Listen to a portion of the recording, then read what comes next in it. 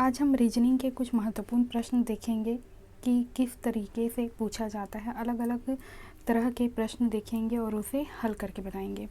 तो रीजनिंग में इस तरह के प्रश्न आते रहते हैं, जैसे कि पहला है आदमी स्तनपायी सांप।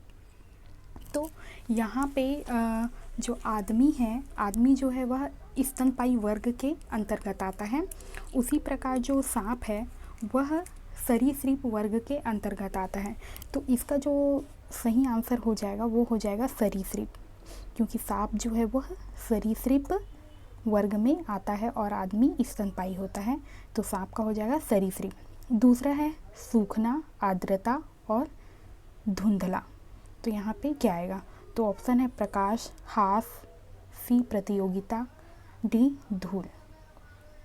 तो इसका जो सही आंसर हो जाएगा वो हो जाएगा, जैसे कि आर्द्रता के समाप्त होने पर हाँ, होने की जो प्रक्रिया है वो सूखना कहलाता है। आर्द्रता खत्म होती है तो वह सूखापन आ जाता है या सूखता है। उसी प्रकार प्रकाश के समाप्त होने पर धुंधलापन जो है, प्रकाश के समाप्त होने पर धुंधलापन आ जाता है। तो यहाँ पे आ जाएगा हमारा सही आंसर प्रकाश। अब तीसरा है CEGI R अनुपात RTVX समानुपात IKMO। तो यहाँ पे क्या आएगा? तो इसे हम इस प्रकार से सॉल्व कर सकते हैं इसे, जैसे कि पहला क्या है CEGL। तो हम पहले लिख लेंगे CG, हम इसको इस तरीके से सॉल्व करेंगे CEGI। अब उसका बताया है RTVX, तो ये अपना इस तरीके से हो जाएगा। तो I के बाद R, G के बाद G का हो जाएगा T, E का हो जाएगा V। इसे हम इस प्रकार से, तो विपरीत उसी प्रकार हम इसका कर लेंगे।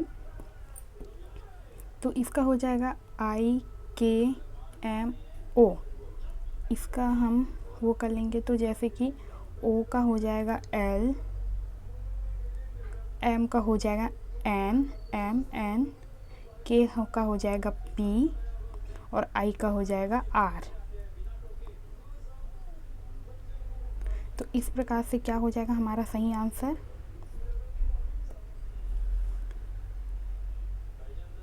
इसका सही आंसर हो जाएगा LNPR। अब देख लेते हैं चौथा AGMF अनुपात CICLOU समानुपात DJPV। तो इसे भी उसी प्रकार से बना लेंगे। तो जैसे कि पहला वाला है हमारा AGMF, तो इसका दिया हुआ है CIOU। तो यहाँ पे हम काउंट कर लेंगे, जैसे कि A के बाद C कब आता है, तो ABC। तो A के बाद +2 हो रहा है हमारा C, फिर G के बाद जो I है वो भी +2 आता है। मतलब A के बाद BC, दूसरा अक्षर C, फिर G का GHI, दूसरा अक्षर I, फिर जो M है उसका MNO। तो दो दूसरा अक्षर, फिर S का क्या है, S का फिर U। तो इसी प्रकार से इसका भी हम निकाल लेंगे। तो इसका हो जाएगा हमारा DJPV दिया हुआ है, DJPV। तो यहाँ पे बता देती हूँ, जैसे कि हमारा दिया हुआ है DJPV। तो अब D+2 कर लो, तो D के बाद दूसरा अक्षर कौन सा आता है, तो DEF। तो यहाँ पे हो जाएगा F, मतलब +2। जैसा इधर का जो वो हुआ, इधर का जो बताया गया है 2 प्लस जो हुआ है उसके वो हैं।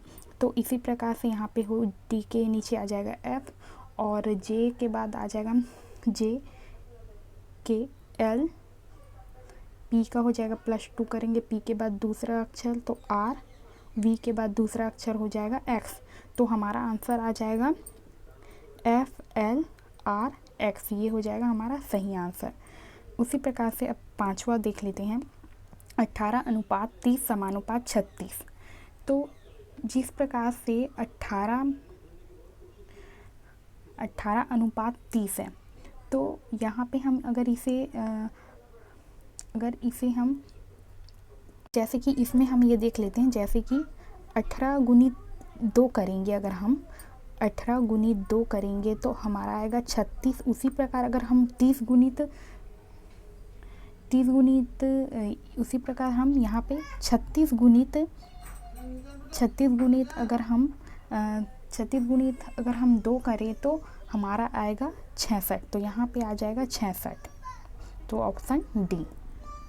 उसी प्रकार ये वाला दिया हुआ है 21:3 = 574।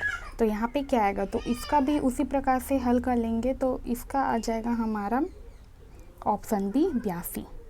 अब देख लेते हैं, जैसे कि अब ये प्रश्न है, जैसे कि ए बैगन, बी लौकी, सी कद्दू, डी पालक। तो बैगन जो है, लौकी जो है, कद्दू है, ये सब सब्जियां हैं, पालक भी सब्जियां हैं, लेकिन ये जो है वो भाजी के अंतर्गत आता है पालक, तो ये डिफरेंट है, तो ये सही आंसर हो जाएगा। उसी प्रकार ऊँट, घोड़ा, बैल, बिल्ली, तो इसमें भी सही आंसर हो जाएगा बिल्ली, क्योंकि बाकी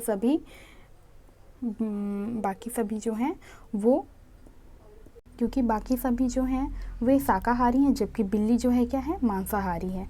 तो ये हो जाएगा हमारा सही आंसर। ऊँट, बैल, घोड़ा जो है वे शाकाहारी हैं और बिल्ली मांसाहारी हैं। अब देख लेते हैं अगला। अब यहाँ पे हमारा अगला प्रश्न है, जैसे कि निम्नलिखित आरेख में कौन सा आरेख विज्ञान, गणित और जैविकी के बीच संबंध को दर्शाता है। तो यहाँ पे हमें दिया हुआ है, तो इसका जो सही आंसर हो जाएगा ये हमारा ऑप्शन ही हो जाएगा, क्योंकि अब है अगला प्रश्न। श्यामा कहती है कि राजीव के पिता मेरे पिता हैं, तदनुसार श्यामा का राजीव से क्या संबंध है। तो यहाँ पे सही आंसर हो जाएगा पिता की बहन बुआ। श्यामा जो होगी वह राजीव की बुआ कहलाएगी, क्योंकि क्या बोल रहे हैं कि श्यामा कहती है कि राजीव के पिता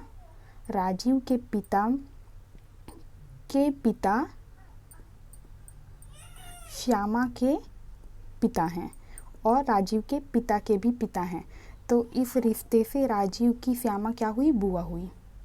तो सही आंसर आ जाएगा ऑप्शन बी, पिता की बहन बुआ। अब देख लेते हैं अगला कथन। कुछ सेब संतरे हैं, सभी संतरे आम हैं, कुछ आम अमरूद हैं। निष्कर्ष, पहला कुछ संतरे अमरूद हैं, दूसरा कुछ सेब अमरूद हैं, तीसरा सभी सेब आम हैं, चौथा कुछ संतरे सेब हैं।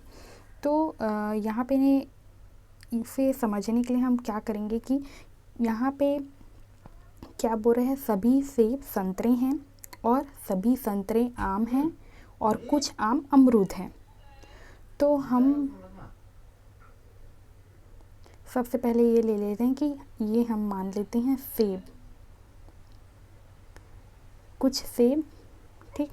अब उसके बाद बोल रहे हैं कुछ सेब संतरे हैं, फिर बोल रहे हैं कुछ सेब अमरूद हैं, तो कुछ सेब जो हैं वे अमरूद हैं।